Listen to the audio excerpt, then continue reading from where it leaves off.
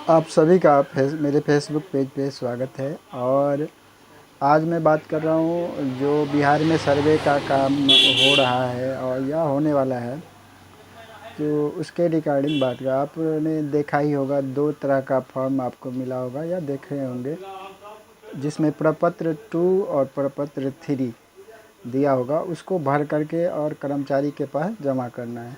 तो उसको भरेंगे कैसे, आज हम उसके बारे में बात करेंगे। तो आपको दिखाते हैं कि प्रपत्र 2 भरते कैसे हैं। फॉर्म नहीं होगा आपके पास तो आप फॉर्म भी देख लीजिए कैसे होता है, और इसको भरना कैसे है आज हम इसके बारे में बात करेंगे। तो देखिए वीडियो, आपको अभी ले चलते हैं, पहले फॉर्म दिखाते हैं फिर। ये प्रपत्र 2 फॉर्म है और इसी को आपको भरना है।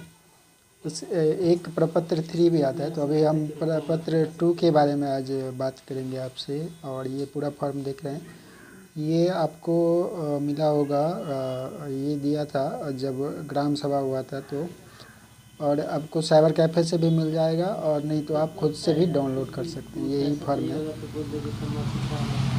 मैंने इसको पहले से भर रखा है। तो इसमें देखिए, अब हम आपको दिखाते हैं थोड़ा कैसे भरेंगे इसको। इसमें आपको दिख रहा है ये पहला जो है।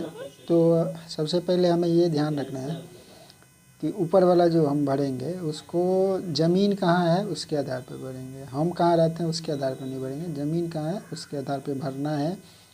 और जैसे इसमें दिख रहा है फर्स्ट कॉलम ये वाला, राजस्व ग्राम तो मैंने खरगवनी भराया। इसमें मेरा, क्योंकि मेरा जो ज़मीन है खरगवनी गांव में है, और ये इसलिए हमने खरगवनी भरा। आपका जहाँ पे है वहाँ भरिएगा। और हर एक जो गांव होते हैं सभी का एक जो राजस्व विभाग है उसके द्वारा थाना नंबर इशू किया जाता है। तो ये थाना नंबर है 170। हमारा थाना नंबर जो है 170 है। इसके बाद आता है हल्का, ये देख रहे हैं हल्का। तो हल्का में आपको पता है तो भर दीजिए, नहीं पता है कोई बात नहीं, ये नहीं भी भरिएगा तो चलेगा, ठीक है। अब इसके बाद है यहाँ पे पुलिस थाना। तो पुलिस थाना बाबूबड़ी है, तो हम बाबूबड़ी भर दिए। फिर अंचल है बाबूबड़ी, तो अंचल भर दिए। फिर ज़िला भरना है आपको, तो फिर ज़िला भर दिए। इसमें ये चीज़ ध्यान रखना है कि ऊपर जो भरना है वो ज़मीन कहाँ है उसके आधार पे भरना है।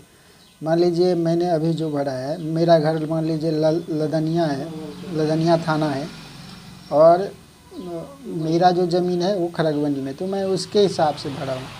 खरगवनी का जो एड्रेस है वो उसके हिसाब से, खरगवनी जिस मौजा में पड़ता है उसके आधार पे हमें भरना है। तो मैंने ये भरा है, तो आप शायद समझ गए होंगे। ये भरने के बाद अब जब नीचे आओगे तो ये देखिए, ये पहला कॉलम है। फिर ये रैयत का नाम है, अस्थाई पता, खाता खेसरा, रकबा, डिसमिल, चौहद्दी, किस्म ज़मीन, उसके बाद लगान, उसके बाद जमाबंदी नंबर, इसके बाद भूमि पर दावा का आधार। तो बारी बारी से हम बताएंगे सबका कि इसका क्या है। उसको पहले देखिए, किसी भी चीज़ को भरने से पहले उसको समझना ज़रूरी है। तो पहले उसको पूरा पढ़ेंगे फिर भरेंगे। देखिए जैसे इसमें है रैयत का नाम, पहला कॉलम देख रहे हैं ये वाला, तो इसमें है रैयत का नाम, और उसके साथ ही लिखा है सहिस्सेदारों का नाम एवं अंश अगर कोई हो, सहित एवं पिता का नाम, ये भी लिखना है आपको। तो इसमें जैसे मान लीजिए पहला ये देखिए, जैसे हमने यहाँ पे लिखा राम, मान लीजिए राम है, और यदि आप सिंगल है, आपके नाम से ज़मीन है, तो आपको केवल अपना नाम भरना है। मान लीजिए आपके परदादा या पुरखों वाली ज़मीन है, तो वो वंशावली के आधार पे आप लोग जितने हिस्सेदार हैं इसमें सभी का नाम आएगा। मान लीजिए 2 भाई, जैसे हमने नीचे भी दर्शा दिया है, जैसे राम है श्याम है, 2 भाई हैं, तो दोनों भाई का हक होगा तो दोनों का नाम आएगा। मान लीजिए आप सिंगल है तो सिंगल नाम भरना है। इसमें एक चीज़ और ऊपर लिखा हुआ है कि हिस्सेदारों का नाम एवं अंश सहित। तो मान लीजिए अंश, मान लीजिए राम है, उसके 2 बच्चे हैं। इसमें एक चीज़ और ध्यान रखना है कि बच्चे लड़की हो या लड़का कोई फ़र्क नहीं पड़ता, दोनों आपको पूरा जोड़ करके डालना है, लड़की का भी और लड़का का भी। मान लीजिए राम है, उसके 2 बच्चे हैं, एक बेटी है एक बेटा, तो 2 हो गया। तो यहाँ पे 2 डालना है आपको, छोड़ना नहीं है। ये नहीं कि 2 बेटा है तो 2 बेटा का डाल दिए, बेटी का नहीं डालना। तो दोनों ये पूरा जोड़ के डालना है, अंश 2 तो 2 डाल दिए। मान लीजिए उसका भाई है श्याम, उसके 4 बच्चे हैं, 2 बेटी है 2 बेटा, तो 4 डाल दिए, इसका नाम डाल दिया। आप सिंगल है तो आप अपना नाम डालेंगे, कोई दिक्कत नहीं।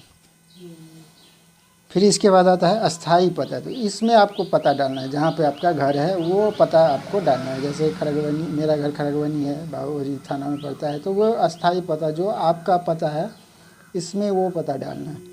और ऊपर बताए थे इसमें जो है ज़मीन का जो है उसका डालना था, ऊपर जो राजस्व ग्राम लिखा हुआ है यहाँ पे ये वाला, तो इसमें ज़मीन का हमें भरना है।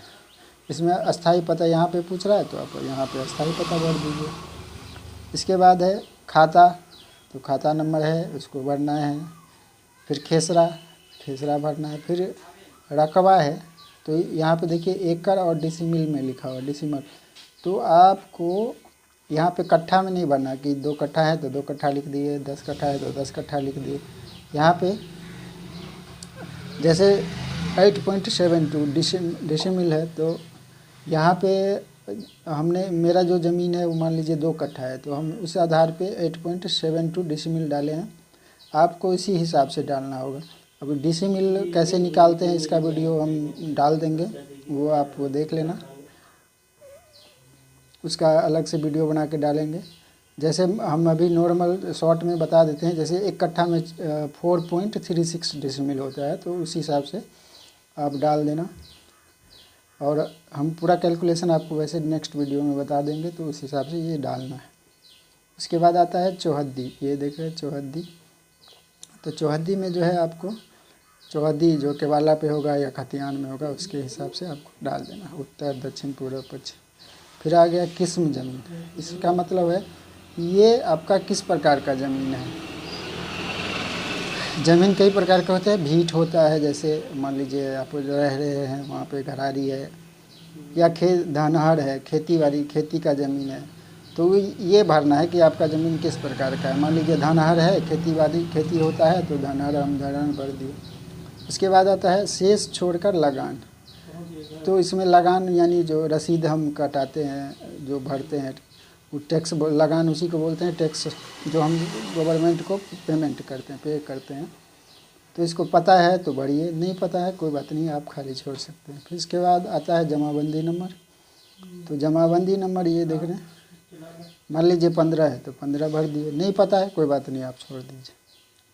इसके बाद ये आता है यहाँ पे, तो ये देखिए भूमि पर दावा का आधार यथा उत्तराधिकार, दान, क्रय, बंदोबस्त, अन्य। माने आपका जो ज़मीन है वो आप उसका मालिक है, आप किस प्रकार माने कैसे ये आप जो इनका मालिक बने वो किस आधार पे, आपको ये पास ये ज़मीन कैसे आया, ये आपके पुरखों का ज़मीन है या आपको दान में मिला या आपने भी ख़रीदा किसी से, बंदोबस्त करवाया या कोई अन्य, तो ये भरना है। मान लीजिए आपने ख़रीदा, तो यहाँ पे हमने जैसे भरा कि करे हमने इसका मतलब मैंने ख़रीदा। इसके बाद मान लीजिए आपको दान में मिला है तो वो भरना है, या आपने बंदोबस्त करवाया है वो भरना है। ये समझ में आ गया होगा शायद। इसके बाद है अभियुक्ति, इसमें आपको कुछ डिटेल्स भरना है या कुछ लिखना है तो भर सकते हैं, नहीं तो ये खाली छोड़ देंगे। बस इतना ही समझना है। अब यहाँ पे कन्फ्यूजन है कि मेरा 4 भाई है, मेरे दादा का नाम से ज़मीन, तो इसके लिए आपको वंशावली बनाना है, और वंशावली बनने के बाद जो हकदार होंगे ज़मीन का उसका सभी का आपको माने एक खाता है तो सभी का नाम डालना है। और दूसरा ये भी ध्यान रखना है आपको कि मान लीजिए आपका ये जो खाता है, मान लीजिए हम डाले हैं तो ये हमारा पड़ता है खड़गवानी मौजा में 170 थाना। मान लीजिए आपका ज़मीन दो मौजा में, अलग अलग मौजा में है, तो उसके लिए आपको अलग से फार्म भरना पड़ेगा। 2 फार्म आप भर लीजिए। फिर मान लीजिए कहीं आप रह रहे हैं बाबूगढ़ी थाना और आपका ज़मीन लदनिया थाना में है, किसी और थाना में, तो आपको अलग अलग फार्म भरना पड़ेगा। इसके बाद सबसे लास्ट में है ये यहाँ नीचे, अब पूरा पढ़ने के बाद ही भरना है। जैसे रैयत का हस्ताक्षर, अंगूठे का निशान, हस्ताक्षर या जो भी आप करते हैं साइन करते हैं तो साइन कर दीजिए, अंगूठे का निशान है तो अंगूठे का। उसके बाद मोबाइल नंबर और आधार नंबर ये डालना ज़रूरी है, ये निश्चित ही डालिएगा, नहीं तो फिर दिक्कत होगी। तो ये डालना है। यही था आज का वीडियो प्रपत्र 2 भरने का। हम नेक्स्ट में आपको प्रपत्र 3 कैसे भरते हैं और वंशावली किस आधार पर तैयार करते हैं इसके बारे में जानकारी देंगे।